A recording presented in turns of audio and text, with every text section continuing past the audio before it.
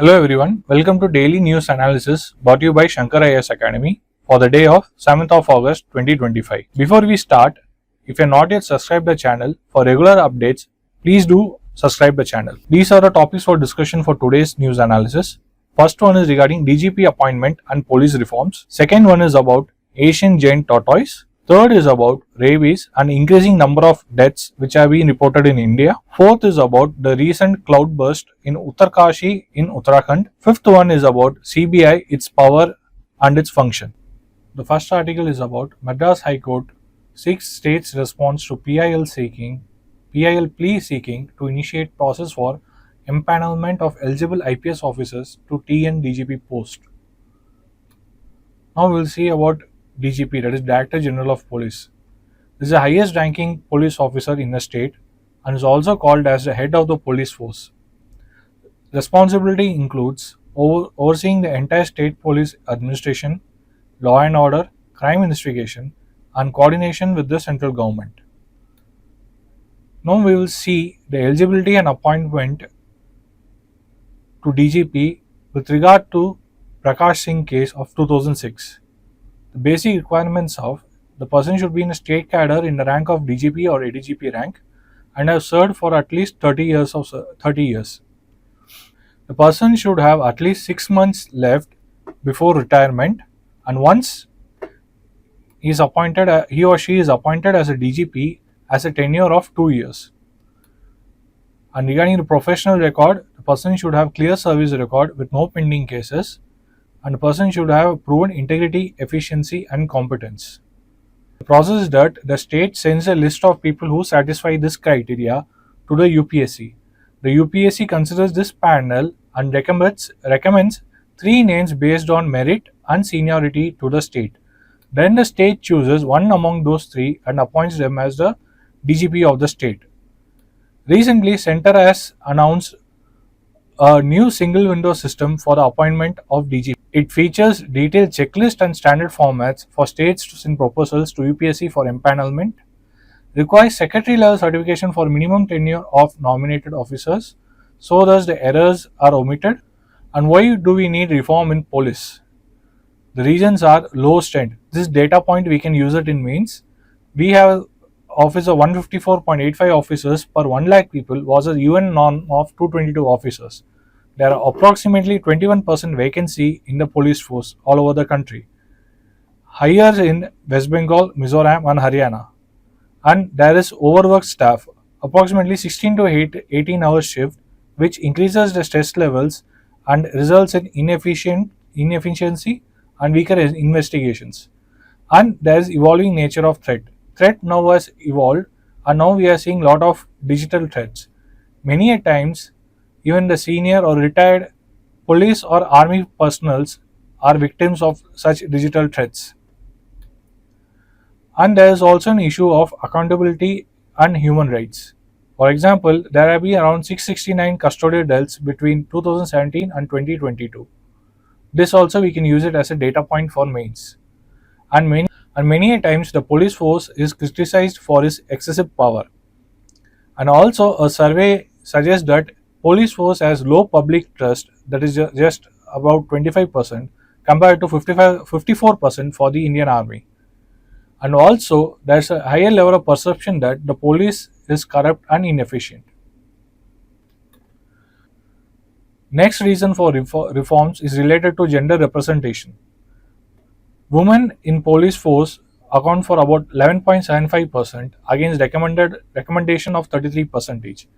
Mainly they are in junior ranks and very few in senior positions. Low representation impacts handling of gender-based cases. The next article is taken from The Hindu. The article is about largest Asian tortoise species reintroduced into Nagaland Community Reserve.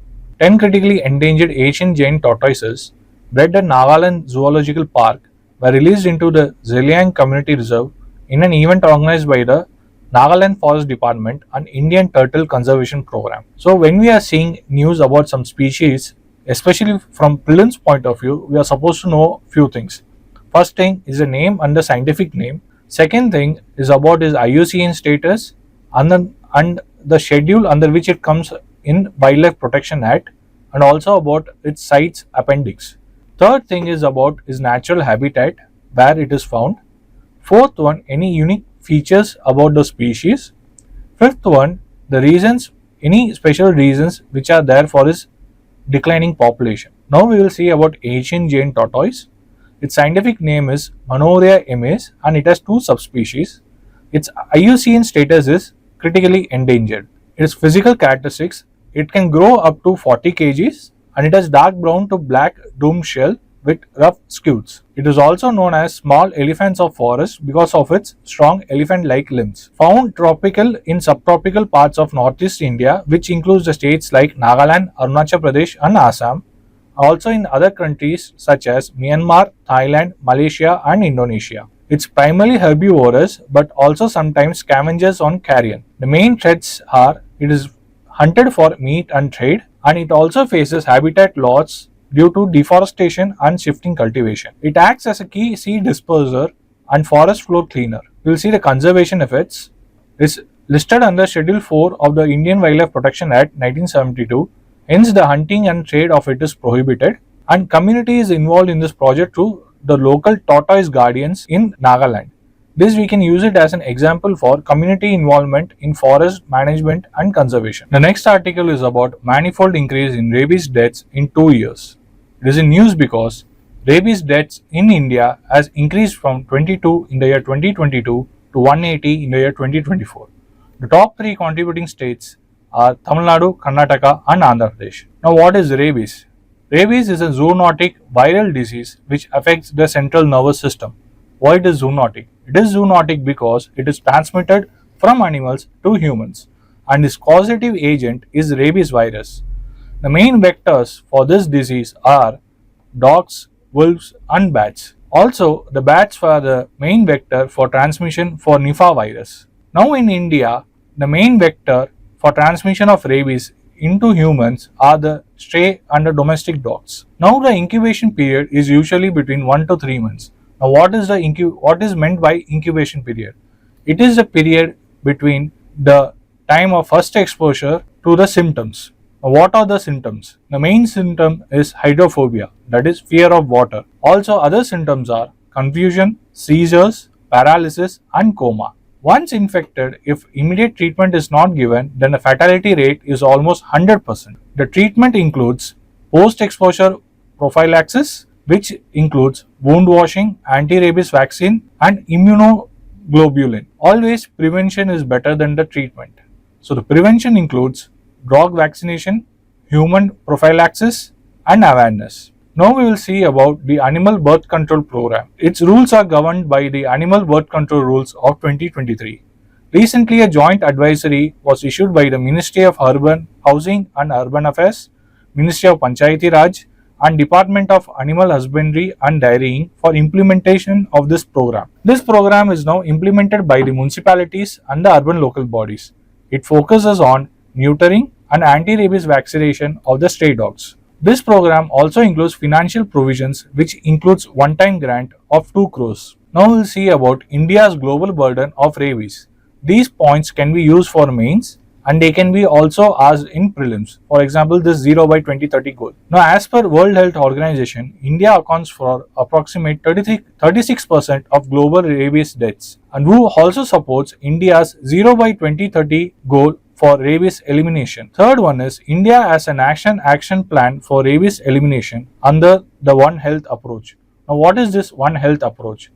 It is an integrated approach which acknowledges the interconnectedness of animal, human and environmental health. The next article we will see is about Uttarkashi flash floods in Uttarakhand. It is in news because most likely because of a cloudburst there has been flash floods in Kir Ganga river. Now what is a cloudburst? As per the Indian Meteorological Department, a cloudburst is a sudden, very heavy rainfall equal to or more than 100 mm in 1 hour over a localized area, typically less than 20 to 30 square kilometer. That is, the key points are, it's very heavy rainfall that is greater than 100 mm in very short span of time over a localized area. Now cloudbursts are not uncommon. they often occur in hilly or mountainous terrains, especially during the monsoon months. There has also been research which suggests that climate change also is responsible for the increased intensity and frequency of cloudbursts due to the rising air temperature and increased moisture. For example, in the Hindu Kush Himalayas, the areas are warming twice as fast as global average. Further to it, the anthropogenic factors such as tourism pressure, infrastructure development along the hills and mountains further aggravate these natural risks. We will see what is a disaster. Disaster occurs when hazard and vulnerability come together. Hazards can either be natural or anthropogenic, and vulnerability has different profiles. Vulnerability can be based on the geographical factors, such as in the previous example of cloudburst, people living in hills and mountains are more vulnerable for the disasters. Also, it may take other forms such as based on gender, based on economic levels, etc. Now we will see the disaster vulnerability of Himalayan region.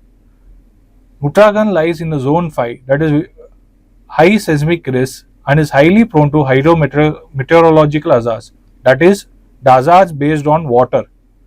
There has been frequent cloudburst incidents. Example includes the Kedarnath in 2013. This fragile geology combined with aggressive infrastructure development, that is the anthropogenic cause, increases the vulnerability of the people and results in disaster. To mitigate such disasters, the NDMA guidelines emphasize on pre-event risk mitigation, rapid deployment of NDRF and SDRF teams, role of local governance body and district level disaster management plans. Next article is this: Satyendra Jain gets relief, court closes graft case after CBI finds no illegal gains. Now we will see about Central Bureau of Investigation. It was established in 1963 following the recommendations of Santhanam Committee. It derives its power to investigate from the Delhi Special Police Establishment Act of 1946. The parent ministry is Ministry of Personnel, Public Grievances and Pension, and the administrative control is under Department of Personnel and Training. This is where, if question is asked in prelims, students might do mistake and select Ministry of Home Affairs if it was mentioned. So initial purpose of creating CBI was to investigate corruption cases. Now its current mandate has expanded to include organized crimes, central law violations, and cases with regard to international implications. Also, CBI functions as the official liaison with the Interpol. Next, we will see about the Parliamentary Standing Committee on Personal Public Grievances, Law and Justice recommendations. First one is about lateral entry into CBI. Its goal is to ensure bridge skill gaps and enhance technical capacity. Second recommendation is for a new law for national security cases. The reason it was suggested is 8 states withdrew the general consent for CBI. So, to overcome that and to probe cases which affect the national security of India, the new law for national security cases was suggested. Third one is regarding independent recruitment framework. It's suggested for direct recruitment via UPSC, SSC or a dedicated CBI exam. Its goal is to build a permanent cadre and to reduce dependence on deputation. Fourth one is addressing manpower shortage. The challenges regarding it include lack of incentives, delays, and shortfall of skilled personnel. The solutions can also include a special pay packages and institutional reforms for efficient hiring and retention. This is the end of today's discussion. If you find the video helpful, please like the video and give your valuable feedback in the comment section. Thank you and have a nice day.